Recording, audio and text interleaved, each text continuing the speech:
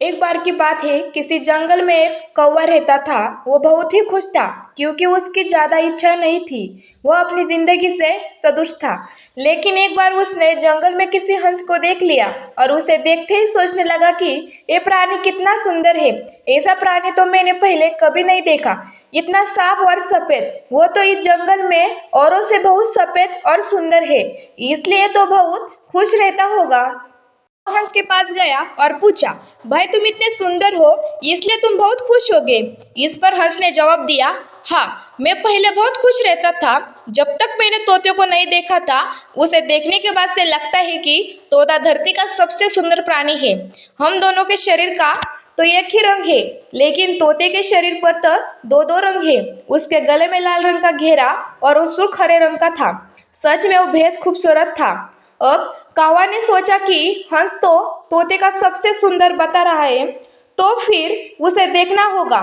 कौवा तोते के पास गया और पूछा, भाई तुम दो दो रंग पाकर बड़े खुश हो गए।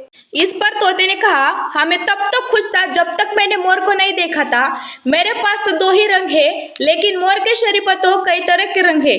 अब कौवा ने सोचा, सबसे ज्यादा खुश कौन है तो मैं पता करके ही रहूंगा, इसलिए अब मोर से मिलना ही पड़ेगा। कौवा ने मोर को जंगल में ढूंढा, लेकिन उसे पूरे जंगल में एक भी मोर नहीं मिला। और मोर को ढूंढते ढूंढते वो चिड़ियाघर में पहुंच गया, तो देखा मोर को देखने बहुत से लोग आए हुए हैं और उसके आसपास अच्छी खासी भीड़ है।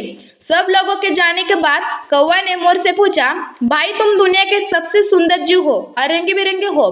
तुम्हारे साथ लोग फोटो खिंचवा रहे थे, तुम्हें तो बहुत अच्छा लगता होगा और तुम तो दुनिया के सबसे खुश जीव होगे।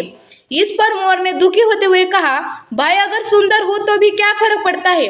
मुझे लोग इस चिड़ियाघर में कैद करके रखते हैं, लेकिन तुम्हें तो कोई चिड़ियाघर में कैद करके नहीं रखता और तुम जहाँ चाहो अपनी मर्जी से घूम फिर सकते हो। इसलिए दुनिया के सबसे संतुष्ट और खुश जीव तो तुम्हें होना चाहिए, क्योंकि तुम आजाद रहते हो। कौवा हैरान रह गया, क्योंकि उसके जीवन की अहमियत कोई दूसरा बता गया।